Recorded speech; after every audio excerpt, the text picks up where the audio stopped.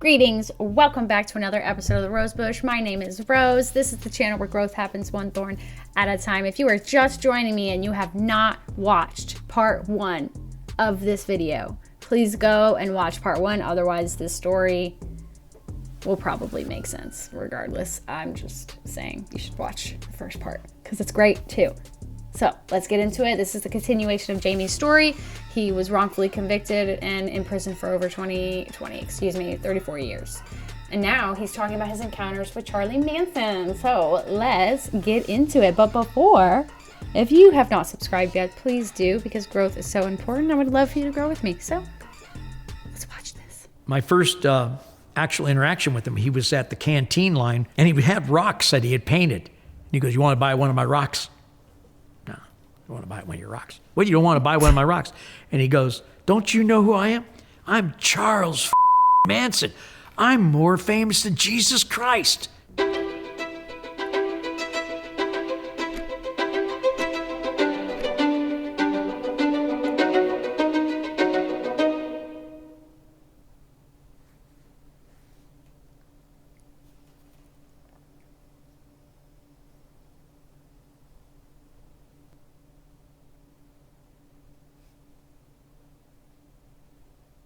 We arrived there on a gray school bus type thing, modified school bus called the Gray Goose.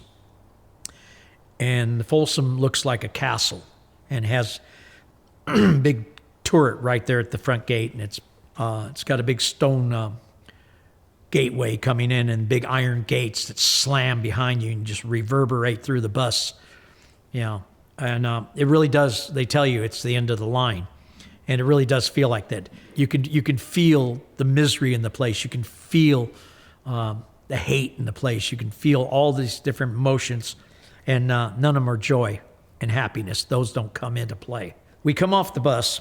The bus drops us off, backs up, and goes out. We're standing there in line at the receiving and release unit, and we have a sergeant. He's walking out in front there, and he says, "I want to welcome you all to Folsom State Prison. It's the second oldest prison. It was built in 1880.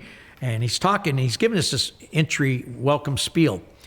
One of the people that had come up with us was a very young kid, real long hair and stuff. And while he was at Vacaville, which had a very large gay population, what they would call B-Cat Bs, which were the effeminates. And he's got painted nails and makeup on. He's standing between me and this other guy. And as the sergeant's walking back and forth, suddenly the gate behind him, coming out of 5 building, slams open, and out comes running this little Mexican guy running for his life. And just seconds behind him is this great big Mexican guy with a big old knife in his hand, about an 18-inch blade. Jesus. And where'd he get the machete? The small guy turns and looks at us for a moment and runs into the corner of the yard fence, bounces off, and the big guy gets there and stabs him up. Now, we have gunners on the yard. They have shotguns and they have pistols. None of them were able to react fast enough to stop that guy from stabbing this kid up. But he stabs him up, throws the knife down, and waits. All these guards run out and guff him up. And the sergeant, without breaking stride, goes, "And as you notice here at Folsom State Prison, we have unscheduled extracurricular activities happening at any given moment." And the sergeant goes, "You two, pick your girlfriend up and bring her inside." You could have 3 stabbings during your yard time before they'd finally close the yard and make you go back to your cells. Because they would just shut the yard. They'd put everybody on the ground, come out, pick up the body, take the body away, and resume yard. But after the 3rd time, they go, "That's enough. Okay, everybody go back to your cells." God, it's like it's just every day. It's just a normal Tuesday. Like, oh yeah, it's like they just let them out to beat each other up to freaking like reduce the population. Sounds like they would be taking bets. Playtime's over.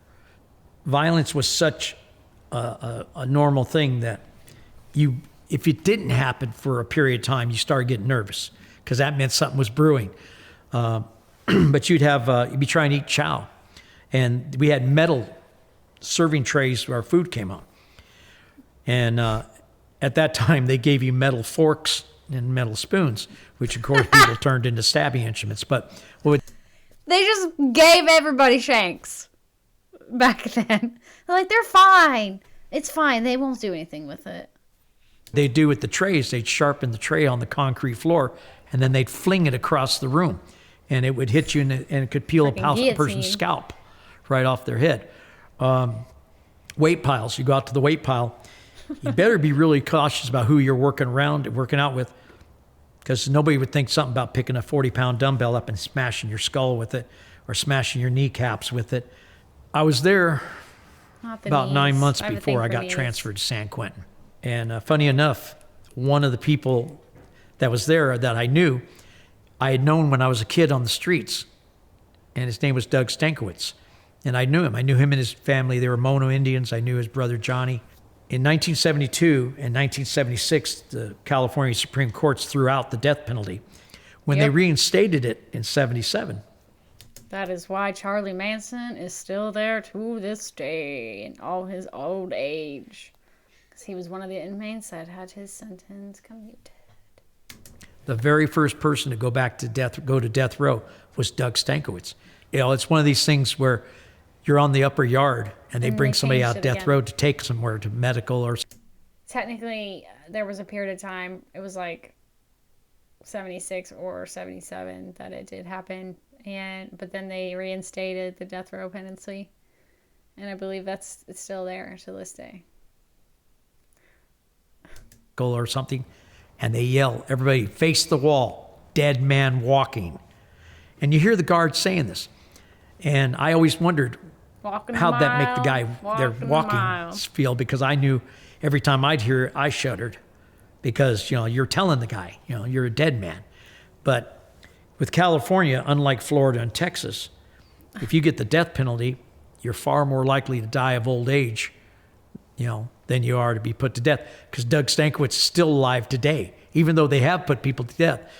Did you get into any physical altercations in jail, and what would they kind of be about and over? Well, at Folsom, when I first went there, I got into a beef with the Aryan Brotherhood. They always say that they formed up to protect whites from the blacks and the Hispanics. But what I saw was that they generally victimized the whites. And but it all came down to power. If you're not with us, you're against us. So dumb. God. Ugh. What I want to say, I won't say. Drugs, and because I didn't want to be a part of their thing, they didn't appreciate the fact that I told them, yeah, I don't need you. Initially, I was called in to go into the boxing ring, because the idea was if you went into a fight ring, the guards you wouldn't get written up no matter what happened in the ring. The first guy they sent against me was a much larger man than me. The problem was he underestimated me. And I ended up putting him down.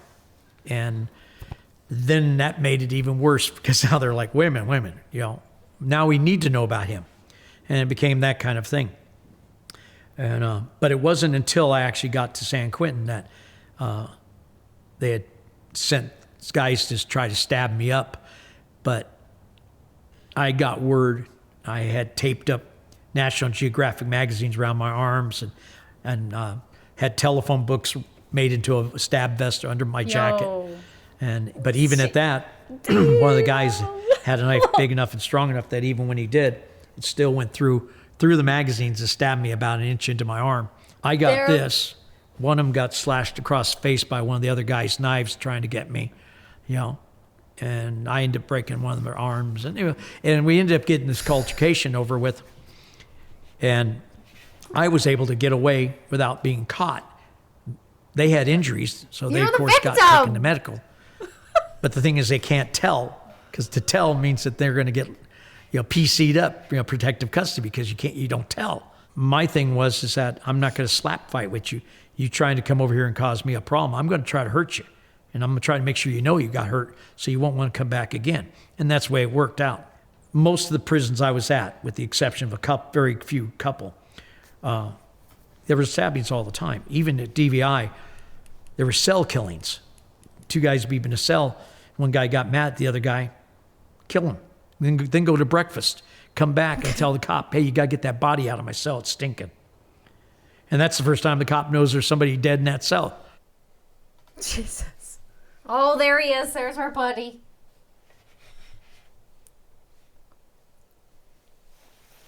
To be honest, like Ed Kemper, and I don't know, a lot of people know who he is. When I first saw him walk into the room, he was giving us part of our orientation the second day.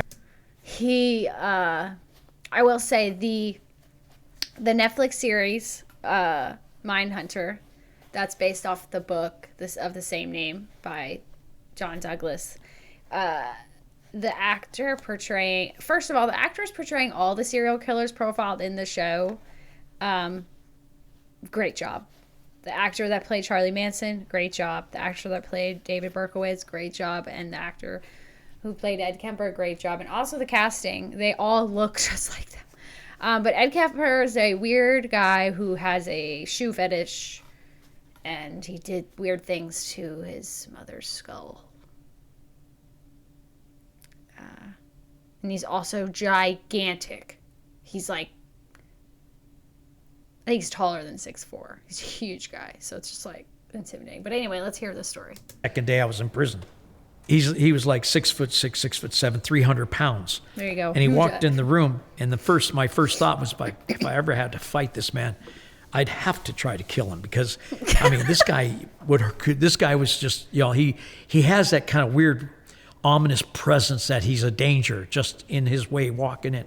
And he spoke to us in a very monotone thing. Mm-hmm. And one of the things that got me was when he was talking to us, he goes, every man must have a moral compass. You must not deviate from your moral compass.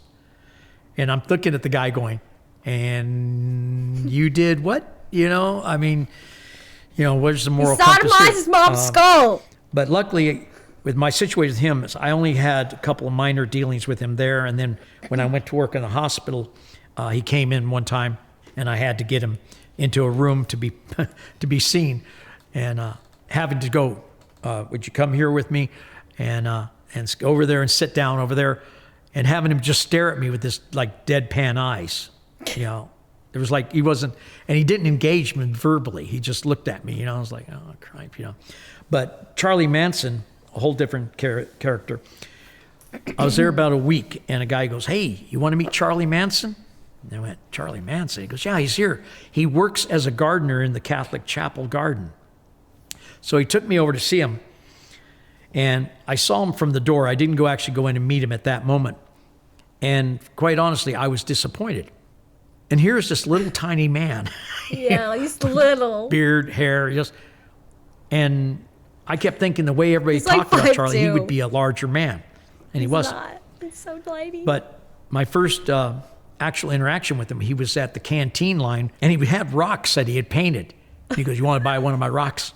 I want to buy one of your rocks. What, you don't want to buy one of my rocks? And he goes, don't you know who I am?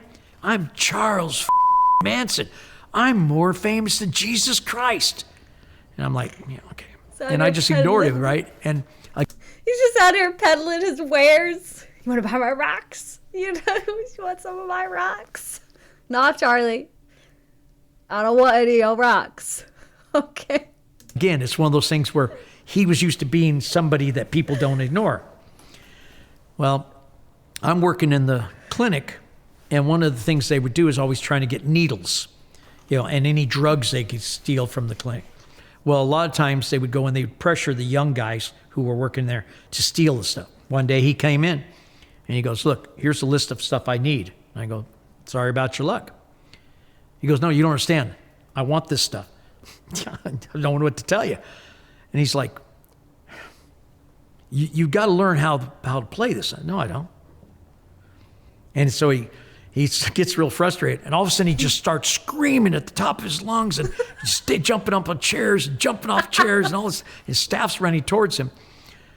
And I see some of his other friends come running in. They hit one of the med cabinets real quick and grab a bunch of stuff and run back out. Somebody's got to sedate him.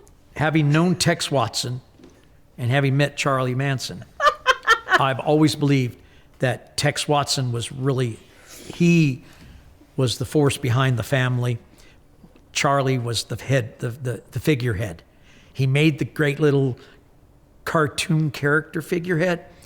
But Tex Watson was a very calculating man, because when I met him at California Men's Colony, he was the inmate pastor in the Protestant church. He had married a minister's daughter. He had developed this yoke fellow following of people. And the thing was, you got to remember, he was the one that told the girls, Charlie says we've got to do this. Well, I'm sorry. You've got Charlie Manson. You got Charles Tex Watson. Charlie. Didn't say which Charlie told him. He was another guy that was highly intelligent. And most of the guys I knew that were serial killers were just top-notch intelligence, just not necessarily the guy you want to invite home for dinner. Can you talk a little bit about the lead up to being released and what happened? I've been to 9 parole hearings, and I kept being denied. And part of their argument was that I would be deported. And they thought that, well, I would just not be able to fit in over here, so I would become a massive criminal over here. 2013, I went before a parole board, and I got found suitable. And it went before the governor, and the governor was Jerry Brown, who had been a governor back in the 70s. And back then, he gave the prisoners' Bill of Rights and gave a lot of inmates rights that they took away later. And he said no. And he didn't give me a reason. So we asked, and he said, because I can. And I argued in court that because I can is not a legal reason. I mean, that's like a mean reason. So it took me 4 more years to get found suitable again. They tried to fly me home on British Airways because it'd be a nonstop, but British Airways wouldn't let me be shackled. So they brought me on Delta, and I had waist chains and handcuffs on. And we went to the Sacramento airport, and they threw a sweatshirt over my hands. It says, try not to look out of ordinary. I've got 2 guys in suits holding my arms, and my hands are like this with a sweatshirt over it. We landed in Heathrow. They had taken all the stuff, anything I had at the prison, which was over $2,000, they had took from me to pay for my detention. I was given a 5-pound note. Walked up to the border people. Customs man comes out to me, shakes my hand, asks me how I'm doing. Told him I'm doing well. Looks at my documents, says, how long you been gone? I said, 64 years. He goes, why are you back? I said, I'm home. He goes, yes, you are. He goes, now just walk right down there to pick up your bags and head on out. But I started my life over here again, February 13th, 2018, with 5 pounds in my pocket, and told never to come back to the U.S., but quite honestly, I don't have any desire to do that. What's been the hardest thing about kind of adjusting to a whole new country, and then also just back to freedom? I don't know if I'm ever going to fully be able to feel like I would have been had I grew up over here. I don't have mates over here in the UK yet. I've been here coming up on 5 years, and I've yet to actually develop the relationship where I just have some guys I can go out and shoot pool with. It's one of these things where things I do myself. I go to the gym by myself. I work out by myself. I've been to a few pubs where there are pool tables. I shoot pool by myself. I don't know how to explain it, but I can't. I don't connect. But he may have an antisocial. Like I said, he may have an antisocial personality disorder, or he may just be antisocial, or not want to engage. I mean, I understand. I don't have many friends. I don't hang out with a lot of people. I'm a severely introverted person. I need my alone time because that's my time to recharge. But I have a small circle of people that I'm comfortable with. But again, it's very small. But I feel like I am wanting to make friends. So we'll see. I've always struggled with friends as a kid, but I'm an adult now, okay? And this is it. It is my time. So let's finish this. I've gotten to where I have a contentment and a peace about me that I wasn't sure I'd ever find. I have to say my life is good. Do I not appreciate the fact I'm 68 and getting ready to turn 69? You betcha. I'm a dinosaur. I know I'm a dinosaur. I'm just trying to be a happy dinosaur. All right, so that was it. That was the story. I'm not surprised with our justice system in the U.S., but still, it's just ridiculous. From the plea agreement to just the murder itself, it's just, on the one hand, I'm like, wow, this is his story. This is his side of the events. And on the other hand, I'm like, I don't know. The crime junkie in me is like, I really need to look up this case. I really need to see it for myself and see what really is the deal with the murder. Thank you so much for joining me today. I would appreciate if you would stick around and subscribe and grow with me and help the channel grow as well. And with that, I'll see you on the next one.